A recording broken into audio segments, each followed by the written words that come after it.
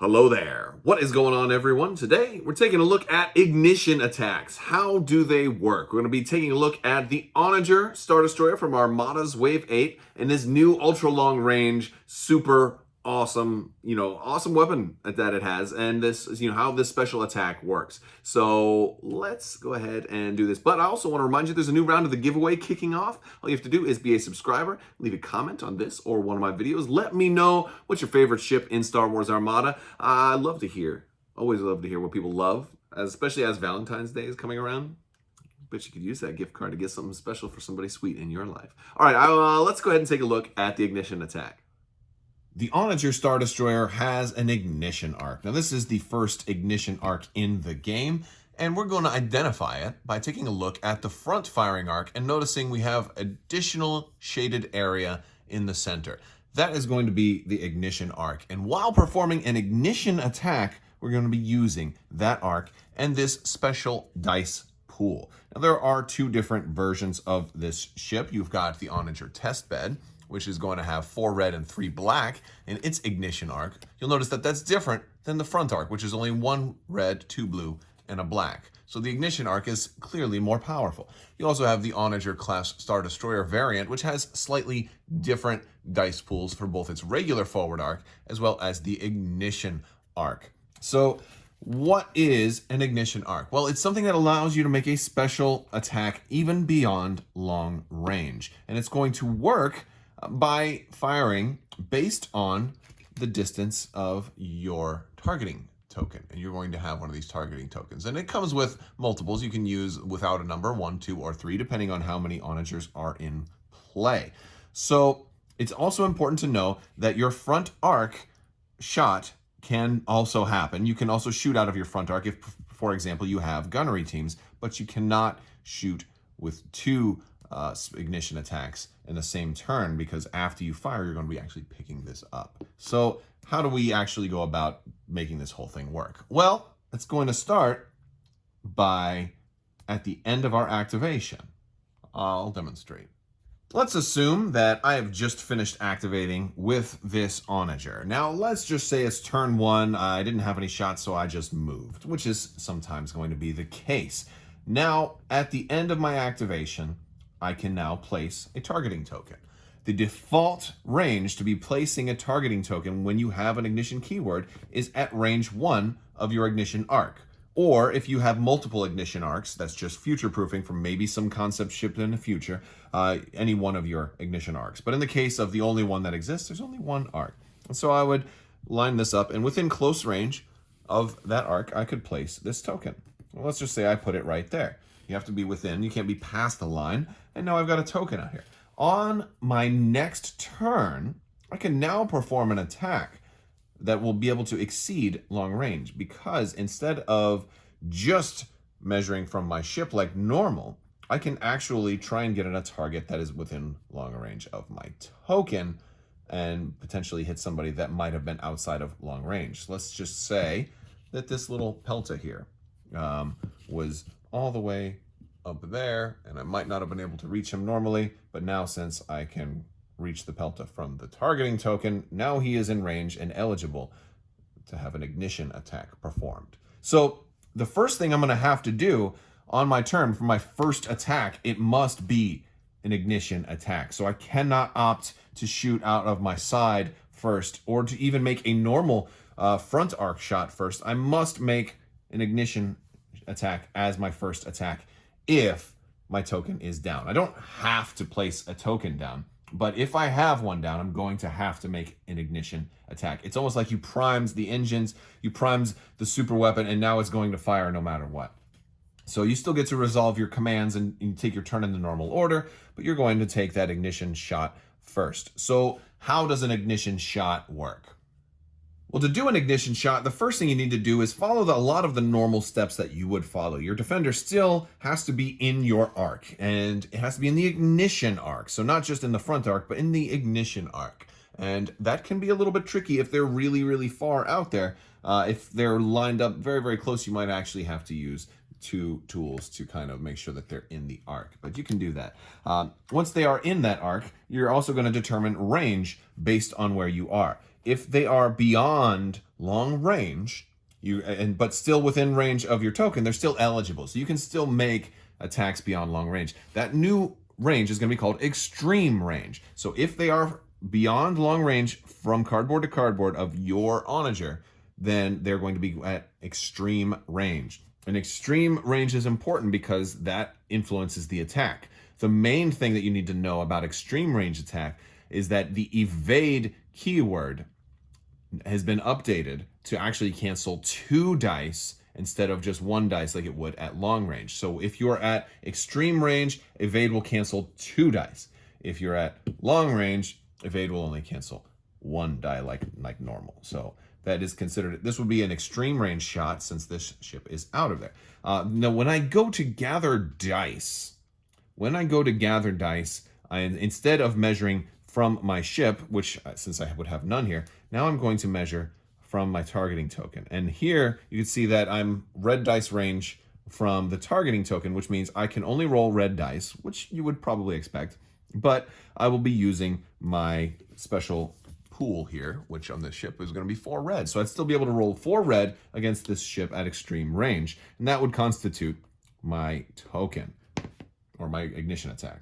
It may be really helpful to get a laser as well, because these lasers that kind of project a whole line can go really, really far, and they can definitely help you if maybe a hull zone is, like, I don't know if I can go dot to dot, because you still have to measure line of sight and arc and all of that stuff from your ship. You're not measuring line of sight from here, because, like, let's say this ship was all the way over here, and I'm like, oh, well, I can still hit them from the token. Well, that's great, but they're not in arc, right? Because the arc goes right there.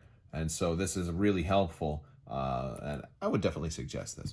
So now, after you perform your attack, after you perform your ignition attack, you're then going to pick up your token. It comes up, and then you're kind of poised to then make another attack if you want to attack out of your side arc or whatever. But that does constitute your front arc's attack. So if, let's just say there was another ship, maybe over here, that I wanted to front arc attack, I would have to have gunnery teams in order to front arc them.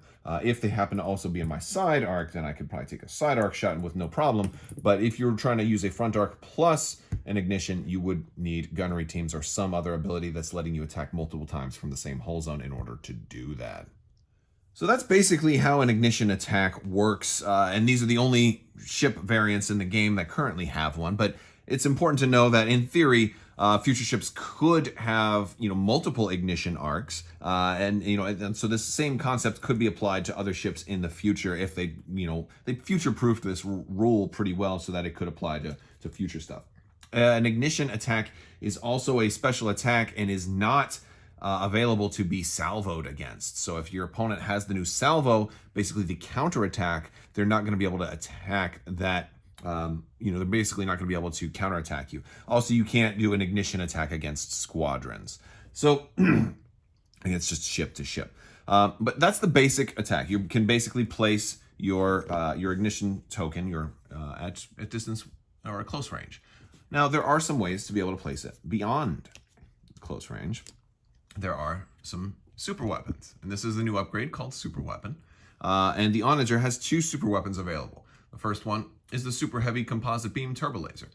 This does count as a modification, and it says ignition medium. Ignore the rest right now. Let's just worry about ignition medium. What that means is that now instead of only being limited to place my ignition token within close range, I have a little bit of extra room. I can place it out to medium range, which is going to give me a lot more range. Well, a little bit more range, I suppose. A little bit more range than I would normally have.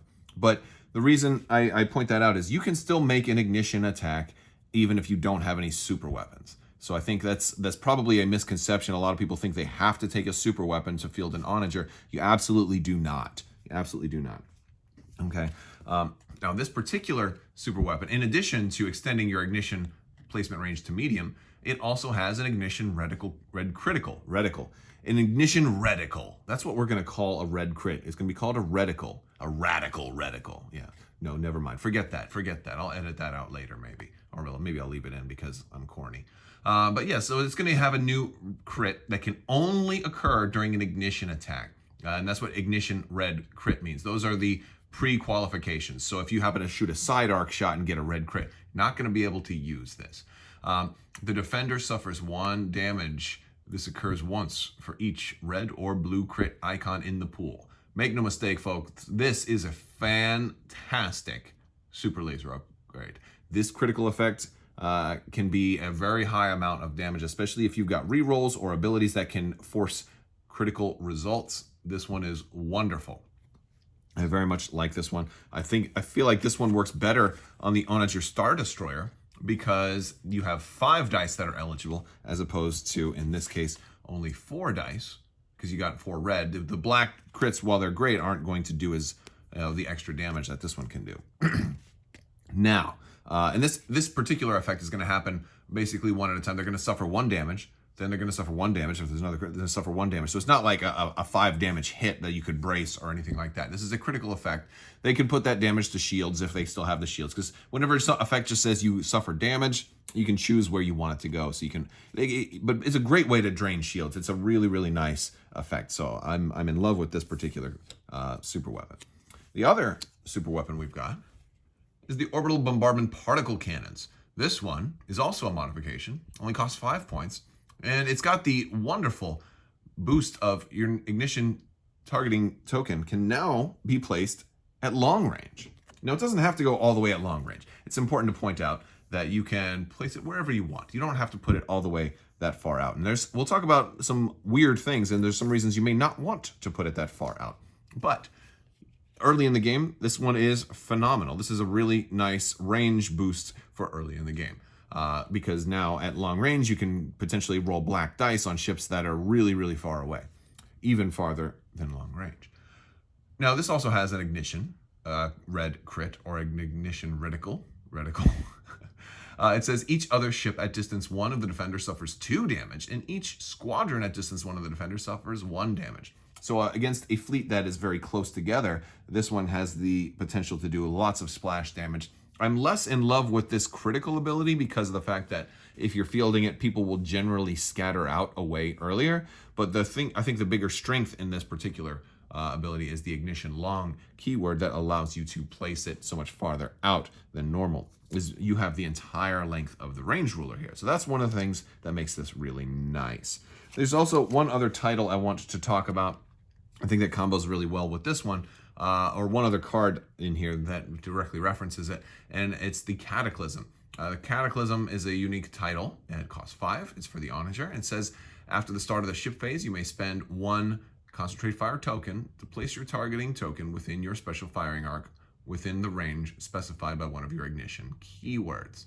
Now, you always have the ignition close keyword. It's a built-in keyword baked into having that printed firing arc right there, that special ignition firing arc. It's also worth pointing out that this does not count as one of those lines that could block an attack. If somebody was trying to shoot your front and the line came this way, that's not a shield line. That's just a ignition line. If you'll notice, it is slightly different. It's kind of got a pulsating texture to it, as opposed to these, which are solid, like light green. This is a different line. But yeah, so basically this Cataclysm title is going to, if you can get a token at the start of the ship phase, usually through somebody like Hondo Anaka, you can place your token right away before you're going to shoot, because normally you place that token at the end of your activation. This is going to let you take an ignition shot on the first round.